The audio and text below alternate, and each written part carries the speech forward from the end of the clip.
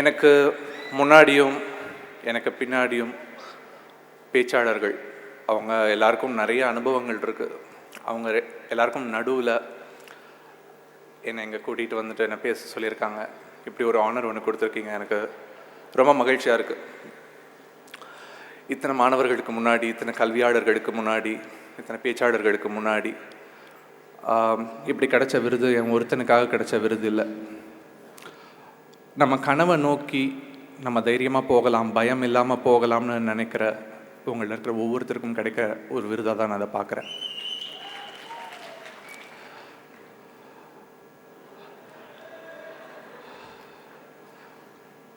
நான் இங்கே மற்ற பேச்சாளர்கள் மாதிரி என்னோட அனுபவத்தை பற்றி சொல்கிறதுக்கோ அது மாதிரி ஒரு வயசும் இல்லை எனக்கு உங்கள் எல்லாரையும் அட்வைஸ் பண்ணுற மாதிரி. ஆனால் நான் உங்கள் எல்லாரோட ஒரு நண்பனாக நான் இந்த தலைமுறையில் நான் பார்த்த சில விஷயங்களை உங்கள் கூட பகிர்ந்துக்கணும்னு சொல்லிட்டு வந்திருக்கேன். முதல் விஷயம் தொழில்நுட்பம், டெக்னாலஜி பற்றி. அதை ஒரு குடையாக வச்சு நம்ம எல்லாரும் இங்கே சேர்ந்துருக்கோம். அந்த டெக்னாலஜி ஒரு நல்ல ஒரு கருவி, ஒரு ஆயுதம்.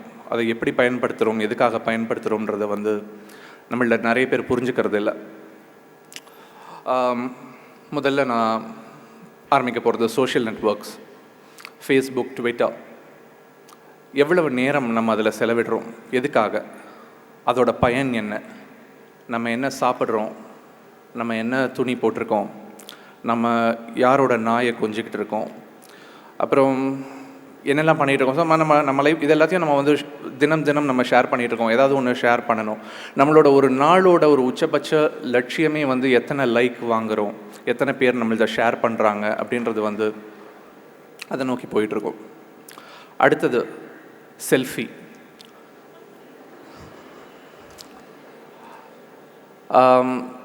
நம்ம நிறைய போகிற இடங்கள் எதையுமே நம்ம பார்க்குறதில்ல. கூட இருக்கிற மனிதர்கள் யாரையுமே நம்ம நேரில் பார்க்குறதில்ல, நம்மளோட கண்ணால் பார்க்குறதில்ல.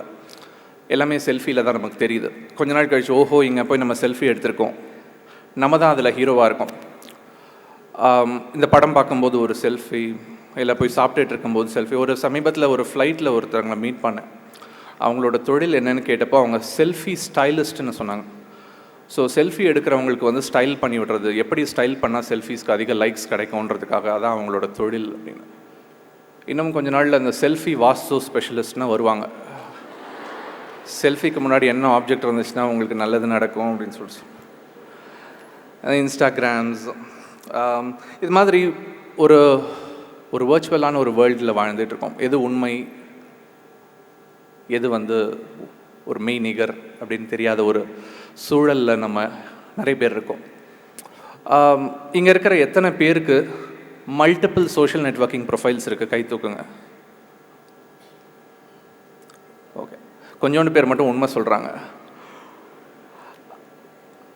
ஃபேஸ்புக்கில் ஒரு 3 ஐடி, ட்விட்டரில் ஒரு 4 ஐடி எல்லாம் வச்சுட்டு ஒவ்வொரு ரீசனுக்காக ஒவ்வொரு ஐடி க்ரியேட் பண்ணிக்கிறது நிறைய பெரிய ஒரு ட்ரெண்டாக இருக்குது.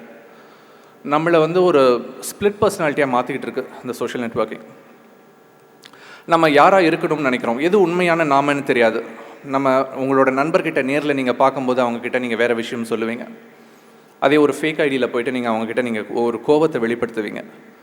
ஒரு நடிகரோட நடிப்பு அந்த நடிகர் இப்போ இங்கே வராரு அப்படின்னு சொன்னால் அவர்கிட்ட நேரில் போய் பார்க்கும்போது நம்ம அவர்கிட்ட பேசுகிறது வேறு. ஆனால் ஒரு ஃபேக் ஐடியில் போயிட்டு அவரை போய் திட்டுறது வேறு. எது உண்மை? திட்டுறது உண்மையா இல்லை நேரில் பேசுகிறது உண்மையா? எது அவங்கள விட்டுருங்க, நடிகர்கள் எல்லாரையும் விட்டுருங்க. யூடியூப்பில் அஜித் அவர்களோட படம் வந்துச்சுனாலோ, விஜய் அவர்களோட படம் வந்துச்சுனாலோ ஒரு நாள் முழுக்க உட்காந்து அவங்களோட படம் அவங்கள படத்தை பற்றியோ இல்லை பர்சனலாவோ அட்டாக் பண்ணி ஒரு ஃபேன் வார் நடந்துகிட்ருக்கு. ஒரு பெரிய யுத்தமே நடந்துகிட்ருக்கு. உண்மையான ஒரு வார் நடக்கிற மாதிரி இருக்கும். அவங்க ஒரு 5 மணி நேரம் 6 மணி நேரம் ஒரு யூடியூப்பில் போயிட்டு ஒரு கமெண்ட்டில் சண்டை போடுறதுக்காக எத்தனை பேர் பயன்படுத்திகிட்டு இருக்கோம் டெக்னாலஜியை.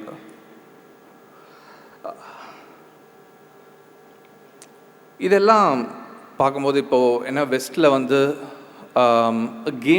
கேமிங்க்கு அடிக்ட்ஸ் ஆனவங்க அவங்களுக்காகன்னு சொல்லிட்டு தனியாக ஒரு மறுவாழ்வு மையம் அமைச்சிருக்காங்க. சோஷியல் நெட்வொர்க்கிங்கும் இதே மாதிரி தான். ஃபேஸ்புக் அடிக்ட்ஸ்க்காகன்னு சொல்லிட்டு ஒரு மறுவாழ்வு மையம் அமைச்சிருக்காங்க. அது மாதிரி நம்மளும் அமைக்க வேண்டிய காலம் வரணுமா, சீக்கிரம் வரணுமா?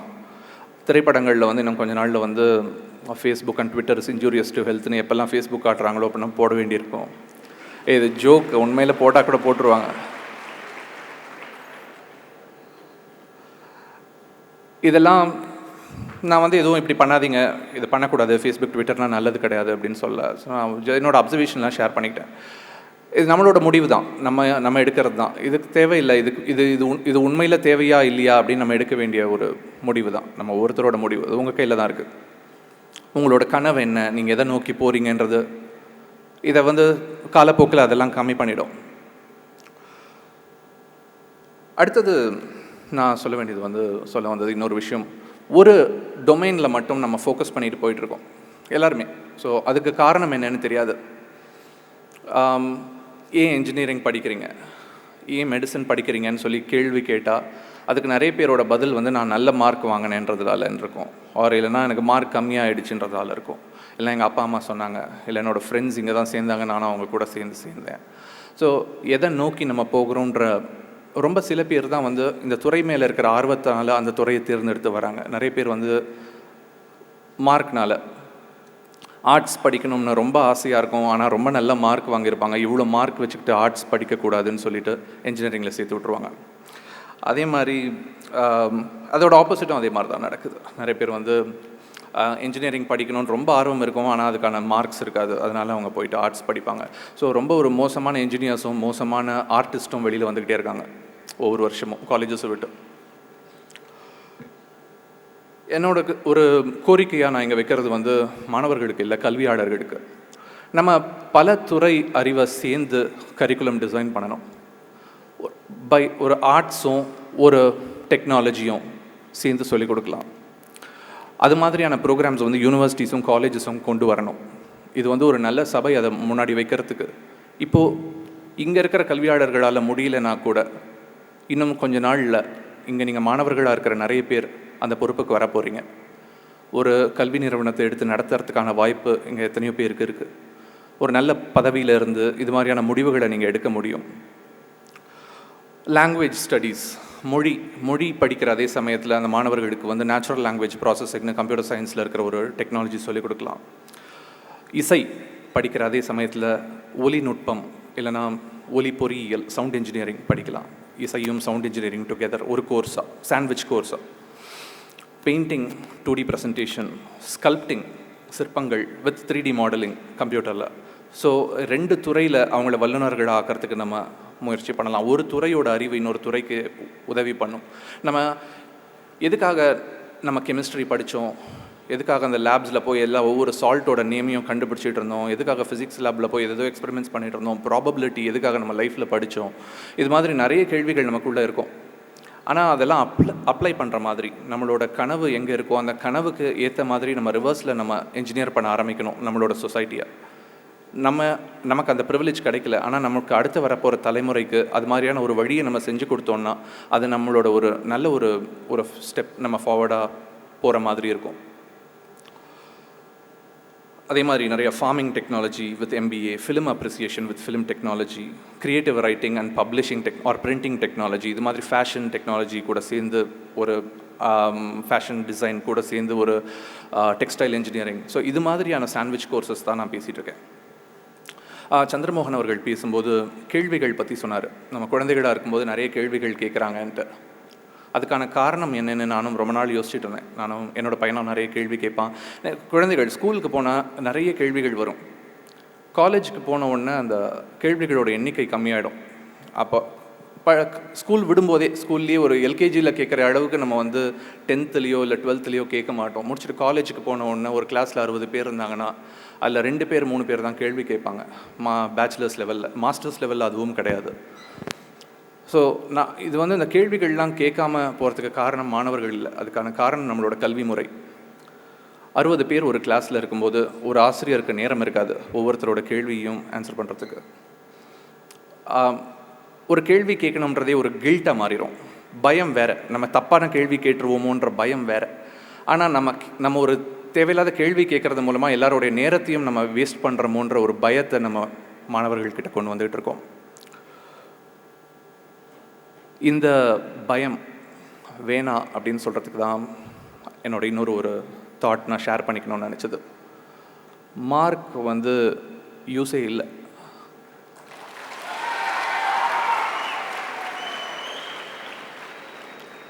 என்னோட 6வது வகுப்பில் தான் முதல்ல ரேங்கிங்னு ஒன்று ஆரம்பித்தாங்க.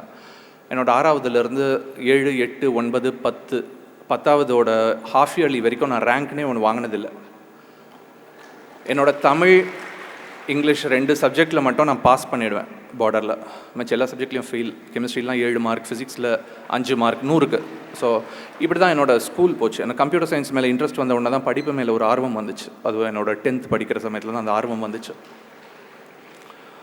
என்னோட காலேஜ் பேச்சுலர்ஸ் இன்ஜினியரிங் படிக்கும்போது அதே மாதிரி எனக்கு ஃபிசிக்ஸில் ஐ ஹேட் அரியர், மேத்ஸில் எனக்கு அரியர். எனக்கு இன்ஜினியரிங் ட்ராயிங் 4 வாட்டி பண்ணேன். என்னோட ஓவரால் ஒரு 70% வாங்கிட்டு நான் என்னோடய யூனிவர்சிட்டி விட்டு வெளியில் வந்தேன். என்னோடய bachelors Anna university computer college of engineering கிண்டியில் ஒரு 70% வாங்கிட்டு நான் வெளியில் வந்தேன். 97% வாங்கிட்டு நிறைய பேர் வந்தாங்க, 95% வாங்கிட்டு வந்தாங்க. நான் இப்போ பார்க்குறது வந்து மார்க்குக்கும் அவங்க வாழ்க்கையில் மகிழ்ச்சியாக இருக்கிறதுக்கும் எந்த சம்மந்தமும் இல்லை. மார்க் டோட்டலி வேறு. மார்க்குக்காக பயந்துக்கிட்டு நம்ம படிக்கும்போது நம்ம படிக்கலை, நம்ம ஜஸ்ட் மனப்பாடம் பண்ணி ஒப்பிச்சுட்டு மறந்துடுறோம். அது யாருக்குமே பயனில்லை. ஏன்னா அந்த மார்க் கொடுத்த ஆசிரியருக்கும் அது பயனில்லை, அது முடிச்சுட்டு வெளியில் போகிற உங்களுக்கும் பயனில்லை. இந்த சொசைட்டி உங்களுக்காக இவ்வளவு நாள் எத்தனையோ விஷயங்கள் டெவலப் பண்ணி வச்சுருக்கு, உங்களுக்காக காத்துக்கிட்டு இருக்கு இப்படிப்பட்ட என்ஜினியர்ஸ் வெளியில் வருவாங்கன்னு. ஸோ இந்த சொசைட்டிக்கும் பயனில்லை. யாருக்குமே ஒரு பயன் இல்லாமல் நம்மளோட கல்வி போக வேணாம். ஒரு ஆர்வத்தோடு நம்ம படிக்கலாம், நமக்கு பிடிச்ச விஷயங்கள் எல்லாத்தையும் படிக்கலாம். நம்ம பிடிச்சது எல்லாத்தையும் நம்ம அப்ளை பண்ணுற மாதிரியான ஒரு ஒரு இடத்துக்கு போகணும். நம்ம நிறைய பேர் வந்து ஏன்னா படித்து முடிச்சுட்டு போயிட்டு அதுக்கப்புறம் அதுக்கும் அவங்க லைஃப்க்கும் சம்மந்தம் இல்லை. கம்ப்யூட்டர் சயின்ஸில் கம்ப்யூட்டர் இதில் வேலை பார்த்துட்டு இருப்பாங்க, சாஃப்ட்வேரில் மெக்கானிக்கல் முடிச்சுட்டு. எம்ஏ தமிழ் லிட்ரேச்சர் படிச்சுட்டு ஒரு கிளரிக்கல் ஜாபில் இருப்பாங்க. எம்பிஏ படிச்சுட்டு நிறைய பேர் இப்போ வந்து எதோ வேலையில் இருக்காங்க, எல்லாம் டிஃப்ரெண்ட்டான வேலையில் இருக்காங்க. அவங்க படிப்புக்கும் அதுக்கும் சம்மந்தம் இல்லை. நம்ம அதை அப்ளை பண்ணுற மாதிரியான இடத்துக்கு 2 டைரெக்ஷனில் இருந்தும் இப்போ போக வேண்டியிருக்கு. நான் இந்த சமயத்தில் எனக்கு ரொம்ப மகிழ்ச்சியாக இருந்துச்சு. அந்த ஏவி ஒன்று பார்த்தப்போ ரொம்ப ஏவி யார் பண்ணிங்களோ அவங்களுக்கு என்னோட நன்றி. ஏன்னா அதில் வந்து எனக்கு ஒரு பிக்சர் வந்து என்னோட அம்மா வந்து என்னை ஆசீர்வாதம் பண்ணுற மாதிரி, நான் பிஹெச்டி வாங்கினப்போ என்னை ஆசீர்வாதம் பண்ணுற மாதிரி ஒரு ஃபோட்டோ இருக்கும். நான் என்னோடய ஸ்கூலில் நான் சொன்னேன் இல்லையா, நான் ஸ்கூலில் சொன்னப்போ ஒவ்வொரு வாட்டியும் ரிப்போர்ட் கார்டு வாங்க வரும்போது எங்கள் அம்மா எழுதிட்டு இருப்பாங்க. ஏன்னா நான் வந்து பொய் சொல்லி கூப்பிட்டு போயிடுவேன், எல்லாத்துலேயும் பாஸ் பண்ணிட்டேன்னு சொல்லிட்டு. அங்கே போயிட்டு நான் 4 சப்ஜெக்டில் ஃபெயில், 5 சப்ஜெக்டில் ஃபெயில்னும் போது அழுதுகிட்டு இருப்பாங்க. அப்போல்லாம் ஃபுல்லாக என் மேலே யாருக்குமே நம்பிக்கை இல்லாமல் இருந்துச்சு. ஸோ நான் வந்து படிப்பேன் அப்படின்னு சொல்லிட்டு. ஏன்னா என்னோடய ஸ்கூலில் என்னோடய கெமிஸ்ட்ரி டீச்சர்லாம் வந்து நீ எய்தர் வந்து அரசியலுக்கோ இல்லை வந்து சினிமாக்கோ தான் லாய்க்கு, உனக்கு வந்து படிப்பு வராதுன்னு சொல்லிட்டு அவரோ சொல்லிட்டாங்க. எல்லாம் நிறைய பேர் இது மாதிரி தான் கைவிட்டாங்க. எங்கள் அம்மா மட்டும் நம்பிக்கை வச்சுருந்தாங்க நான் படிப்பேன்னு சொல்லிட்டு. எனக்கு ஃபுல்லாக என்ன எல்லாம் பாசிபிளோ எல்லா இதுலேயும் எனக்கு ஹெல்ப் பண்ணிகிட்டு இருந்தாங்க. முடிச்சுட்டு நான் பிஹெச்டி வாங்கின உடனே நான் எங்கள் அம்மா வந்த உடனே தான் வாங்க வேண்டிட்டு அம்மாவை கூட்டிகிட்டு போயிட்டு நாங்கள் வாங்கிட்டு அந்த பிஹெச்டி டிகிரி சர்டிஃபிகேட் அம்மா கிட்ட கொடுத்த உடனே அவங்ககிட்ட ஆசீர்வாதம் வாங்கினோன்னா அவங்க திருப்பி அழுதாங்க. அவங்க லைக் அப்போ அழுததுக்கும் இப்போ அழுததுக்கும் பெரிய டிஃப்ரென்ஸ். ஆக்சுவலி ஒரு பெரிய ஜேர்னி அது.